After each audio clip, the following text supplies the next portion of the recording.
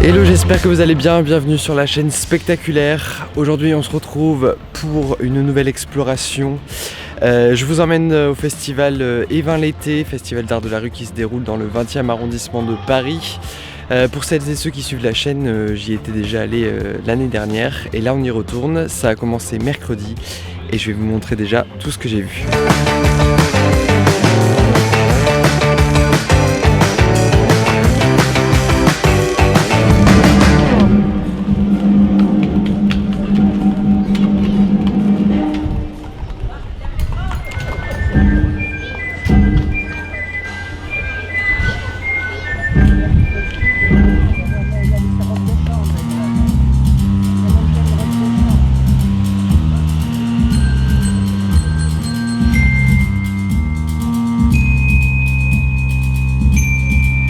Je ne sais pas si c'est un rêve ou un cauchemar. Des amis synthétiques au lavage de cerveau à 0 degré. J'ai rêvé de voyager partout dans le monde, de découvrir plein de pays, sans frontières, sans barrières. Et à côté de toi tout le temps, hein? Tu crois que c'est ça mon rêve? C'est ça mon rêve à moi? De 1650 avant Jésus-Christ à 1950, il n'y a eu que 285 années de paix. C'est peu.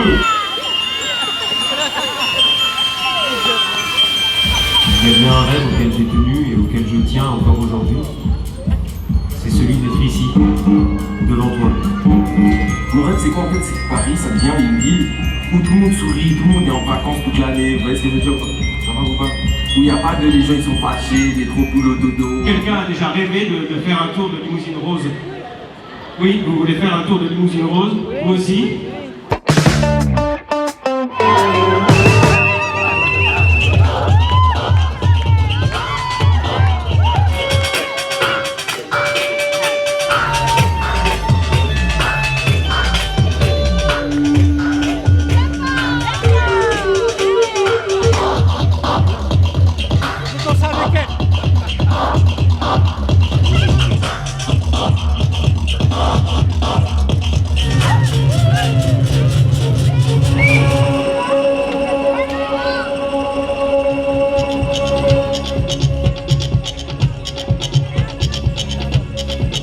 Le son vous transforme, vous dansez.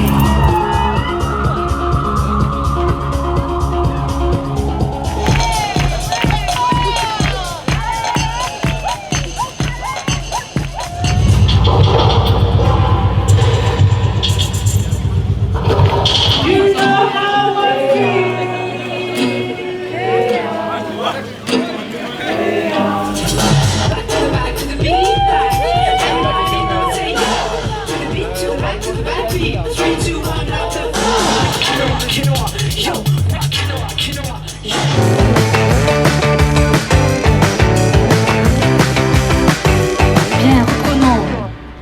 3, 4.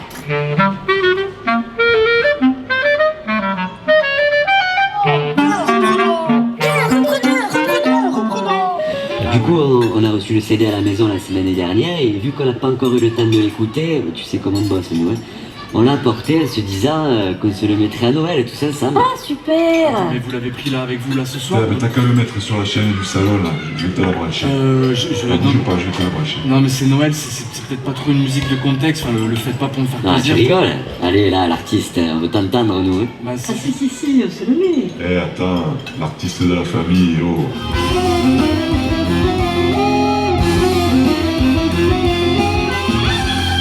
Tu joues comme une chaussette. Les autres, c'est pareil. Je veux dire, qu'est-ce qu'on fait? Je vais mettre une bassine là, au milieu du studio.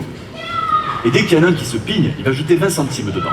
Comme ça, moi, la semaine prochaine, je paye un voyage à Venise à ma femme et je vous laisse bosser.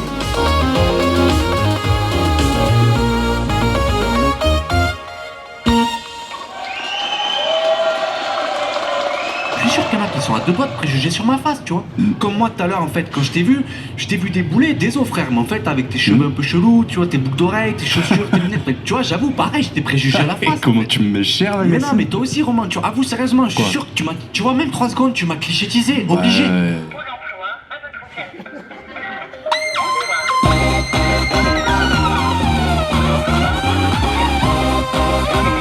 C'est moi la blague, c'est toi la blague, c'est eux la blague, c'est vous la blague, c'est nous la blague. C'est moi la blague, c'est toi la blague, c'est eux la blague, c'est vous la blague, c'est nous la blague.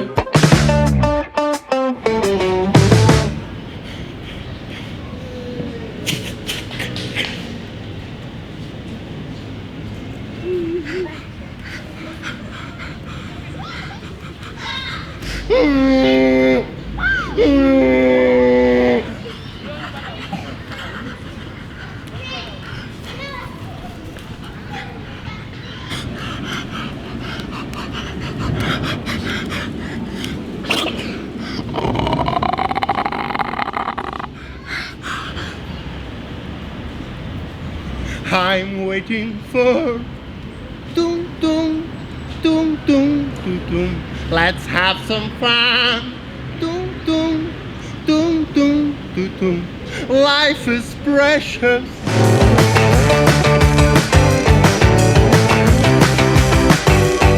C'est là que se tiennent les assemblées hebdomadaires des villageois et villageoises mobilisés et leur permanence.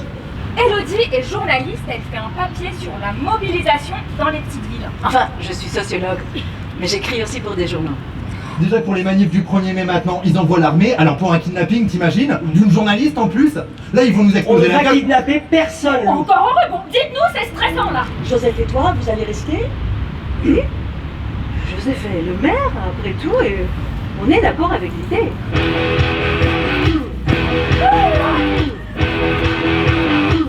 Est-ce qu'il y a l'armée à Lille? Non, Foxy, il n'y a pas l'armée. Comment vous savez? J'ai des contacts dans pas mal de rédactions, ça se serait sûr, on m'aurait prévenu. Bah oui, Elodie le saurait. Ah bah oui, Elodie elle sait tout, elle a une ligne directe avec l'information. On se retrouve, on est samedi 25 juin. Alors malheureusement aujourd'hui le temps a été assez mitigé, donc il y a beaucoup de spectacles qui ont été annulés. Heureusement que vous l'avez vu, j'en ai vu pas mal dans la semaine. J'ai beaucoup aimé évidemment la compagnie Plateforme que j'avais vue aussi l'année dernière avec le spectacle Seul qui était mon coup de cœur. Là encore une fois, ils sont partis sur une nouvelle création avec des amateurs et travailler sur le thème du rêve. Avec très peu en fait, ils font beaucoup. Et avec beaucoup de témoignages aussi, ils ont construit tout un récit autour du rêve dans toutes ses dimensions. J'ai beaucoup aimé, toujours des surprises niveau rue dans l'espace public, même sur la fin où je vous spoil un petit peu parce que c'était une création, je ne sais pas si ça va se rejouer, mais ça finit sur le spectacle est interrompu avec une limousine énorme rose qui arrive dans la rue. Je voulais un petit peu filmer, vous verrez. Et j'adore quoi, c'est toujours la surprise et le rêve passe de la réalité dans le rêve avec plein d'idées qui sont défendues et c'est super. J'ai beaucoup apprécié aussi le spectacle vendredi de la Fabrique Fastidieuse où là il s'agit de danse toujours en ces temps difficiles, je l'avais déjà dit, mais je trouve qu'il y a beaucoup de créations autour de être ensemble, partager des moments. Et là, effectivement, on retrouve encore un dispositif très où on rentre dans un espace où les danseurs dansent à travers nous, à travers la foule. On se laisse porter un petit peu par le rythme et on a aussi envie de danser avec eux. Et il y avait beaucoup d'inspiration multiculturelle, beaucoup de danses issus de plusieurs pays. Enfin, ils ont mixé tout ça sur une musique un petit peu électro-pop, je sais pas vraiment, mais c'est un peu de l'électro. Et c'est sur des rythmes qui donnent envie de danser et de partager un moment ensemble. Et ce truc un petit peu de fête, de fêter tous ensemble. Donc c'était très bien. Et aussi, j'ai beaucoup apprécié la création de Muerto Coco, Bien Reprenons, qui apparemment fait partie d'un triptyque où c'est 3 solos. Et là, du coup, c'est le 3e de la série. Là, ça questionne tout le rapport du statut d'artiste, comment l'artiste est vu aussi par les proches, par les autres, et aussi comment on défend son art. Bon, là, c'est à travers la musique.